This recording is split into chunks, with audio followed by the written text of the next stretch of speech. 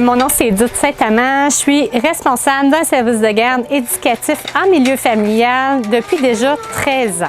Je m'appelle Myriam Pilote, je suis directrice adjointe du bureau coordonnateur Vallée des Loupiaux à Val-d'Or. Moi, mon nom est Annie Leclerc, je suis agente de conformité pour la Vallée des Loupiaux à Val-d'Or. Au départ, lorsque j'ai commencé à être service de garde, je le faisais pour pouvoir offrir un milieu de vie stimulant à mes propres enfants, créer un lien de qualité avec eux.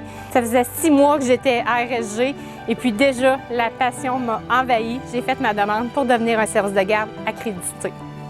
Le bureau coordonnateur est toujours là, toujours présent pour accompagner la personne qu'on appelle la requérante, qui souhaite devenir responsable de garde, pour l'accompagner dans ce processus-là. Les étapes pour s'ouvrir un milieu familial ou s'il y a déjà un questionnement en partant, je dirais, c'est d'appeler au bureau coordonnateur pour s'informer de comment ça fonctionne, pour qu'on puisse répondre à leurs questions. Ce qu'on va leur dire en gros, ça serait de suivre un 45 heures de formation sur le développement de l'enfant, nous faire une petite lettre de motivation, qu'est-ce qui les amène à vouloir travailler avec les tout-petits, puis un CV.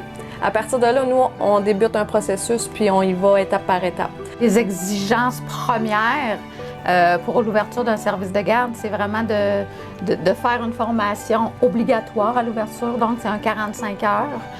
Elle doit avoir un cours de premiers soins RCR à jour. Puis elle doit pouvoir élaborer un programme éducatif. Le programme éducatif qu'elle va faire au quotidien avec les enfants. Nous, tout ce qu'on a à faire, c'est se développer soi-même pour être bien, puis accueillir des enfants avec le sourire et la bienveillance, comme une mère le ferait, tout en étant gestionnaire de tout ce milieu-là, en étant accompagné par nos bureaux coordonnateurs avec de la formation. Tout est possible. On essaye de travailler beaucoup sur le sentiment d'appartenance, sur le lien que la responsable de garde peut avoir avec toutes les travailleuses du bureau coordonnateur. Elle va toujours se sentir soutenue et accompagnée dans son rôle. On est là aussi pour accueillir ce qu'elles ont à dire parce qu'elles sont toutes seules dans leur quotidien. Fait que ça se peut qu'elles aient à ventiler, fait qu'on est là pour les écouter. On a un gros rôle aussi de soutien pédagogique. On a une conseillère pédagogique qui est là à tous les besoins des responsables de garde. Puis je pense qu'elle est très présente dans tous les milieux qui veulent bien l'accueillir.